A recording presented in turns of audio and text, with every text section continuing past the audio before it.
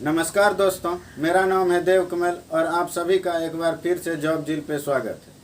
संख्या के प्रकार को हम लोग डिटेल से पढ़ रहे हैं और इस क्रम में आगे की संख्याओं को पढ़ने वाले हैं।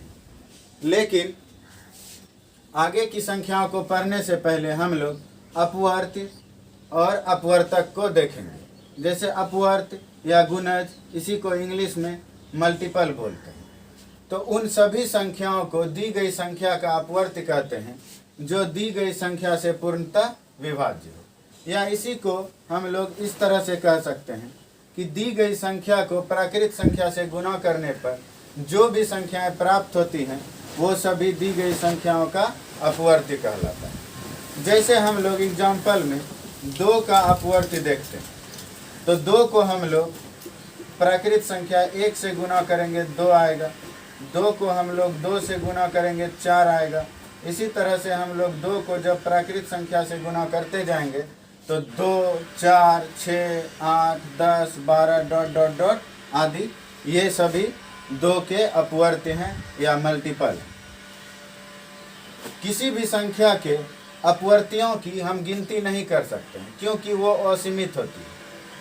जैसे 5 का अपवर्त्य देखना हो तो 5 में अगर हम लोग प्राकृत संख्या से गुणा करना शुरू करें, 5 गुना 1 5, 5 गुना 2 10, 5 गुना 3 15, 5 गुना 4 20, या फिर देखिए 5 5 से विभाज्य है, 10 5 से विभाज्य है, 15 5 से विभाज्य है, 20 5 से विभाज्य है। तो उन सभी संख्याओं को हम लोग दी गई संख्या का अपवर्त्य बोलते हैं जो दी गई संख्या से पूर्णतः विभाज्य हो।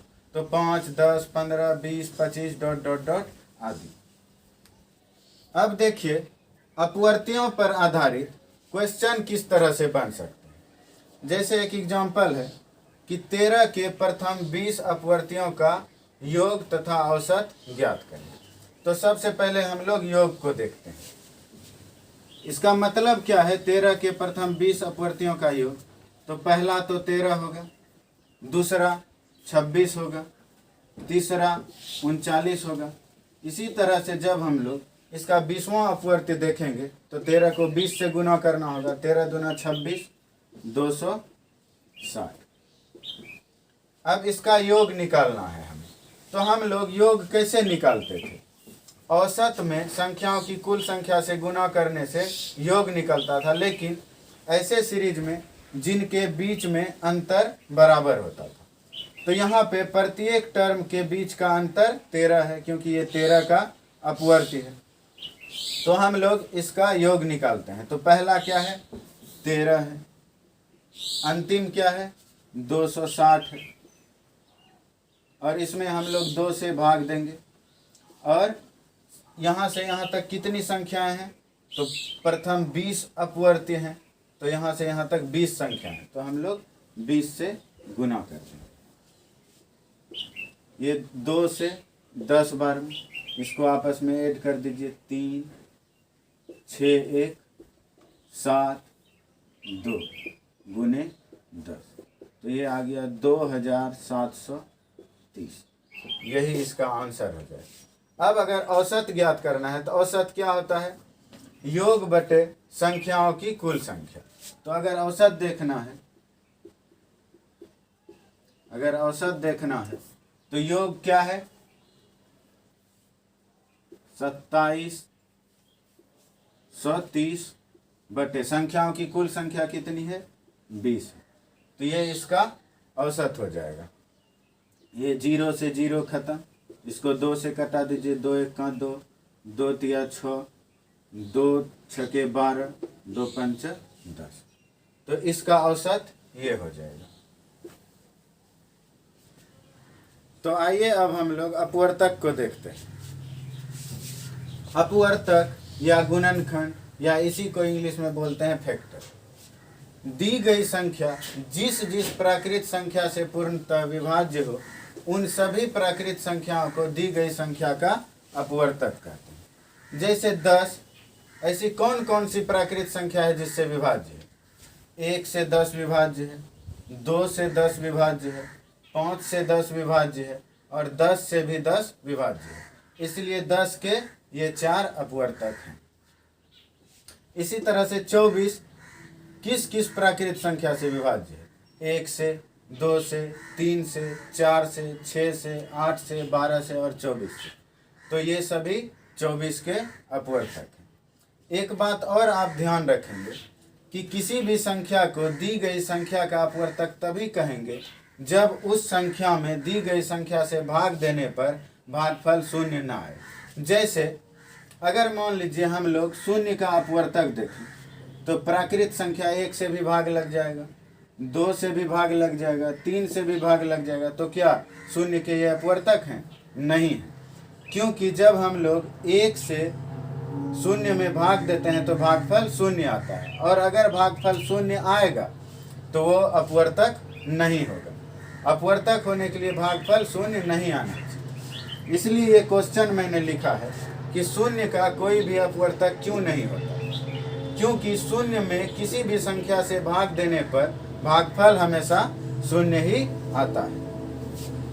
अब आप लोग एक बात और ध्यान में रखेंगे कि किसी भी संख्या का सबसे छोटा अपवर्तक 1 होता है और सबसे बड़ा अपवर्तक स्वयं वो संख्या ही होती है। तो ये दो बातें आप ध्यान में रखें। और एक बात आप ध्यान में रखेंगे कि अपवर्तकों की संख्या लिमिट होती है, सीमित में होती है। इसलिए एक क्वेश्चन पूछा जाता है कि किसी भी संख्या के कितने अपवर्तक हैं। तो ऐसा जरूरी नहीं है कि हम लोग किसी संख्या के सभी अपवर्तकों को लिखें पहले और फिर उसे काउंट करें और फिर हम लोग जान सकें कि इस संख्या के कितने अपवर्तक हैं। मैं आपको बताता हूं कि किसी संख्या के अपवर्तकों की संख्या ज्ञात करनी हो तो आप लोग कैसे करेंगे। फिर एक चैप्टर बाद में हम लोग अपवर्तकों की संख्या ज्ञात करना, उसमें फिर बाद में डिटेल से पढ़ने वाले हैं। तो आइए देखते हैं। तो आइए अब हम लोग अपवर्तकों पर आधारित कैसे कैसे क्वेश्चन पूछे जाते हैं उन्हें देखते हैं एक एक करके। जैसे पहला क्वेश्चन है कि 60 के कितने अपवर्तक हैं।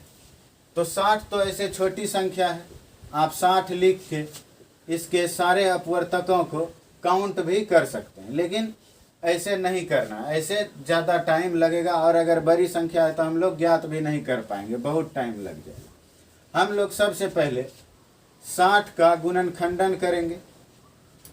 इसमें 2 से भाग दीजिए 30, फिर 2 से भाग दीजिए 15, फिर अब 3 से भाग लगेगा 5 बार में। तो हम लोग 60 को क्या लिख सकते हैं? हम लोग लिख सकते हैं 60 बराबर 2 गुने 2 गुने 3 गुने 5। अब इन्हें अधिकतम घातों में सजा दें। जैसे 2 गुने 2 2 बार है तो इसको लिखेंगे हम लोग 2 पर पावर 2 गुना 3 1 बार है तो 3 पर पावर 1, 5 1 बार है तो 5 पर पावर 1। अब हमें अपवर्तकों की कुल संख्या ज्ञात करनी है। तो अपवर्तकों की कुल संख्या ज्ञात करने के लिए आप लोग प्रत्येक गुणनखंड के घात में 1 जोड़कर उन्हें आपस में गुना कर दें।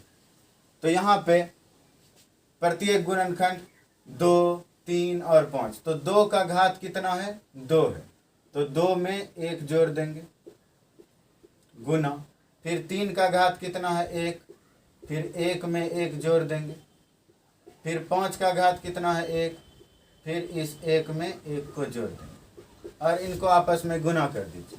2 जोड़ 1 3, 1 जोड़ 1 2 और 1 जोड़ 1 2, 3 दूना 6 दूनी 12, यानी 60 के कुल 12 अपवर्तक।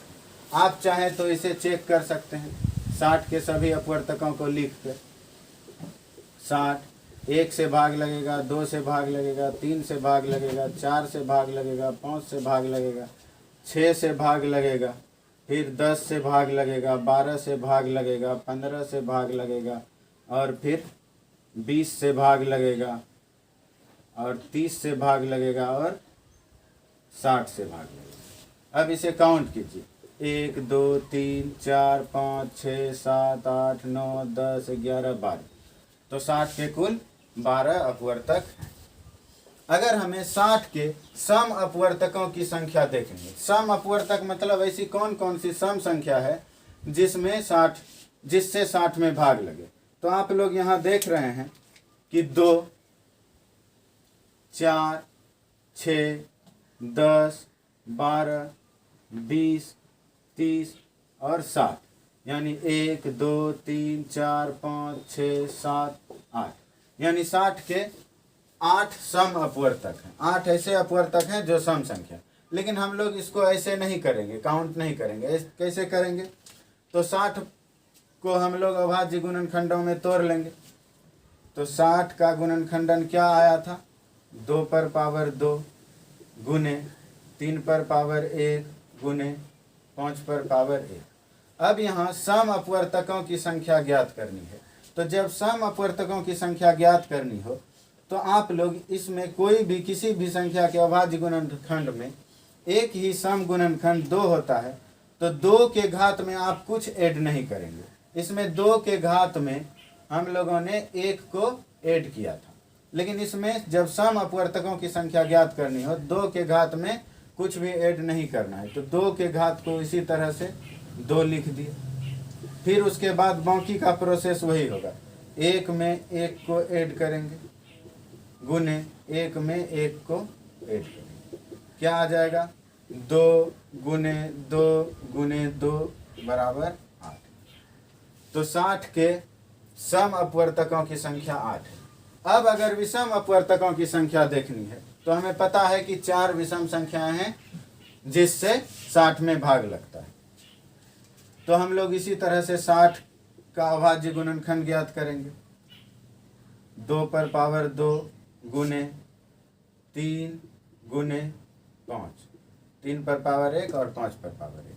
अब अगर विषम अपवर्तकों की संख्या ज्ञात करना हो तो हम लोग सम वाले को छोड़ देते हैं, यानी 2 वाले को हम लोग छोड़ देंगे। तो हम लोग क्या करेंगे? 2 वाले का घात छोड़ दिए, जो बच गया ये विषम गुणनखंड है, ये विषम गुणनखंड है। तो इनके घात में 1 जोड़कर आपस में गुना कर देंगे। तो 3 का घात क्या है? 1 है, 1 में 1 जोड़ दीजिए गुने। फिर 5 का घात क्या है? 1 है, तो 1 में 1 जोड़ दीजिए, इनको आपस में गुना कर दीजिए। 1 जोड़ 1 2 गुने 2 बराबर 4। तो 60 के विषम अपवर्तकों की संख्या 4 है। अब 60 के सभी अपवर्तकों का योग क्या होगा? तो हम लोग फिर से वही करेंगे, 60 को हम लोग अभाज्य गुणनखंड में तोड़ देंगे। 2 पर पावर 2 गुने 3 पर पावर 1 गुने 5 पर पावर 1। अब इन्हें हम इसके वास्तविक रूप में लेते आएंगे। जैसे 2 पर पावर 2 है, इसका मतलब क्या है? 2 गुना 2 4। 3 पर पावर 1 का मतलब है 3 और 5 पर पावर 1 का मतलब है 5। अब इनके अपवर्तकों को आप लिखेंगे। 4 के कौन कौन से अपवर्तक हैं? 1 से भाग लगता है 4 में, 2 से लगता है और 4 से लगता है। फिर उसके बाद 3 के अपवर्तकों को आप लिखेंगे। 3 में 1 और 3 से भाग लगता है। फिर उसके बाद 5 के अपवर्तकों को लिखेंगे, तो 5 में 1 और 5 से भाग लगता है। अब इन सब को आपस में ऐड करके आप अगर गुना कर देंगे तो वो 60 के सभी अपवर्तकों का योग आ जाएगा। तो चलिए हम लोग देखते हैं। 4 और 2 1, 4 2 6 1 7 गुने 4 3 1 4 गुने 5 1 6। इनको आपस में गुना कर दीजिए। 7 चौक 28 गुने 6, 6 8 48 का 8 बच गया 4, 6 दूनी 12 4 16, तो 168। अगर आप इन सब को आपस में जोड़ देंगे तो ये 168 आएगा। आप इसे जोड़कर देख सकते हैं, चेक कर सकते हैं।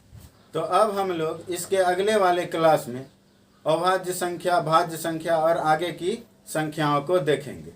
इस क्लास में बस इतना ही।